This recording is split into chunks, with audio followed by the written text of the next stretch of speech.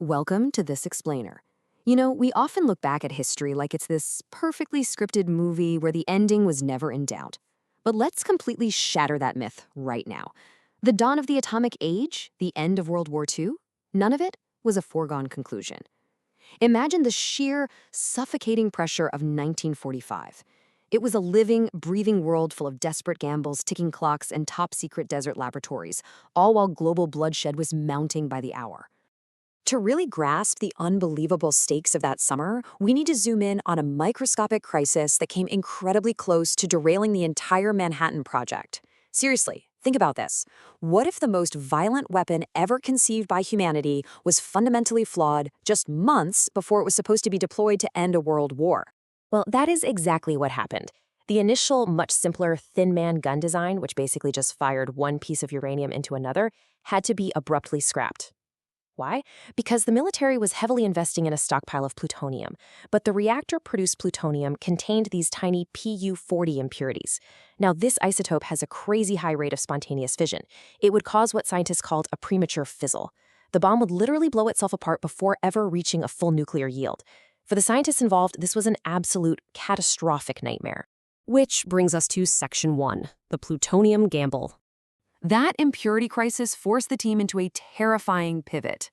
To actually use the plutonium they had just spent billions producing, they had to completely abandon proven mechanics and build a wildly complex, totally unproven implosion device. The sheer impossibility of this is staggering. They had to cast 32 high-explosive lenses to absolute flawless perfection and then trigger the detonator simultaneously within a margin of plus or minus 10 nanoseconds. The idea was to create a perfectly symmetrical shock wave, to crush a solid plutonium core down to supercritical density in a matter of microseconds. These weren't just guys in lab coats crunching numbers. They were terrified individuals gambling with the laws of physics, absolutely petrified the whole thing would fail in combat. Moving right along to Section 2, Countdown in the Desert. Between May and July of 1945, time basically collapsed. Because this new implosion design was so radically experimental, J. Robert Oppenheimer and his team knew there was no way they could just drop it on a target without a test run. This schedule acted like a vice grip on everyone, the scientists, the military brass, and the geopolitical leaders who were all frantically racing to end a global war. They went from a simple TNT calibration test straight into urgent hazard warnings from medical officers, right up to the Trinity Test itself. And almost immediately after, President Truman was using those exact test results at the Potsdam Conference. Every single choice they made carried monumental, world-altering weight. And because of that frantic rush, safety was completely tossed out the window in favor of secrecy. Chief Medical Officer Stafford Warren actually begged General Leslie Groves for a 150-mile unpopulated radius around the test site. He explicitly warned that the radioactive outfall, what we now call fallout, from the blast cloud would be a massive hazard over a huge area. But Groves, terrified of intelligence leaks and obsessed with the ticking clock, just flat out ignored him. This right here is where the ethical compromises of the atomic age really began, choosing to proceed with a nuclear test just 20 miles away from where people lived. Then, at 5:29 a.m. on July 16th, the Trinity gadget detonated, and the implosion actually worked. It generated these converging shock waves, producing pressures 500,000 times greater than the Earth's normal atmospheric pressure. In a fraction of a millisecond, they violently tore open the atomic age.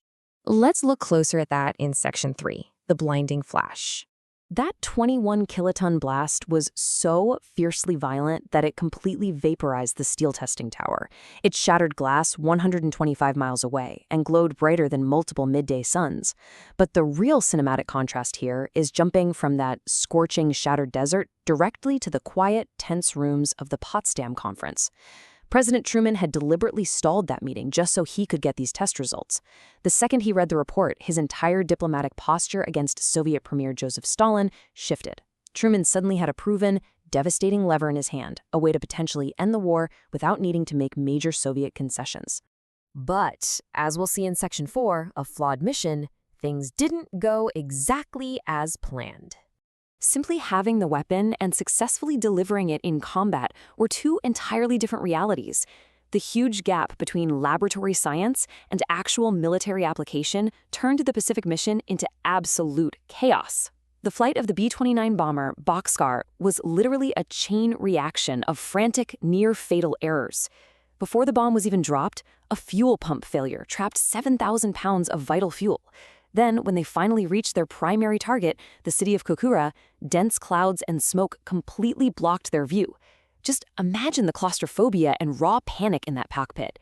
For 50 agonizing minutes, Major Charles Sweeney made repeated, totally failed bombing runs, burning through their critically low fuel reserves. Staring down the very real threat of having to ditch a nuclear-armed bomber into the ocean, Sweeney made a desperate diversion 100 miles southwest to their secondary target, Nagasaki. Finding a brief break in the cloud cover, they dropped the Fat Man bomb. It fell for exactly 40 seconds. It is chilling to think about that endless, quiet minute in the sky, right up until the radar altimeter triggered the detonation 1,650 feet above the Urakami Valley. This brings us to Section 5, the breaking point. That explosion instantly obliterated factories and homes, killing tens of thousands in a single flash, and forcing the Japanese Supreme War Council to face an utterly unimaginable reality. The horrible calculus of 1945 was stark. Intercepted Japanese cables actually prove that without the absolute dual shock of the Nagasaki bomb and the sudden Soviet invasion of Manchuria just hours prior, hardliners in the council were totally deadlocked. They were fully preparing to mobilize 28 million civilians armed with bamboo spears to fight off a homeland invasion. Planners were estimating that Operation Downfall could result in over 1 million Allied casualties and maybe up to 10 million Japanese deaths. The atomic bombardment, however, brought a chilling new paradigm to the table: total national obliteration without the need for a conventional military occupation. This unprecedented double blow finally shattered the deadlocked council. It led to something completely unique in history: a revered god emperor stepping down to the mortal plane via a radio broadcast to admit defeat. In his address to the nation, Emperor Hirohito explicitly pointed to the new and most cruel bomb as the defining reason to accept unconditional surrender, doing so to save his nation from total extinction. Which leads us to our final chapter, Section 6, the endless fallout. The war may have abruptly ended, but the consequences of that desperate plutonium gamble were just beginning to contaminate the globe. Talk about unintended consequences. The extreme complexity of that implosion device made its blueprints incredibly valuable.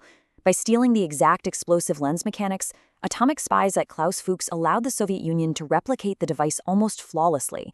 When the Soviets detonated their own version, the RDS-1, in 1949, this single act of espionage instantly birthed a terrifying new era. It accelerated the Soviet nuclear program by years and triggered the Cold War arms race that would completely dominate the rest of the 20th century. But, we absolutely have to remember the intimate, deeply human cost right here at home. Have you ever heard of the downwinders? These were residents, largely in areas like New Mexico's Tularosa Basin, who were exposed to the radioactive fallout from nearby nuclear testing. Remember Dr. Stafford Warren and his ignored warnings about the dust outfall? Because the Trinity Test was pushed forward in absolute secrecy, tens of thousands of civilians living within 50 miles of ground zero were unknowingly blanketed by a radioactive cloud. This resulted in devastating, generational illnesses like leukemia and heart disease. Even decades later, these forgotten residents of New Mexico are still fighting.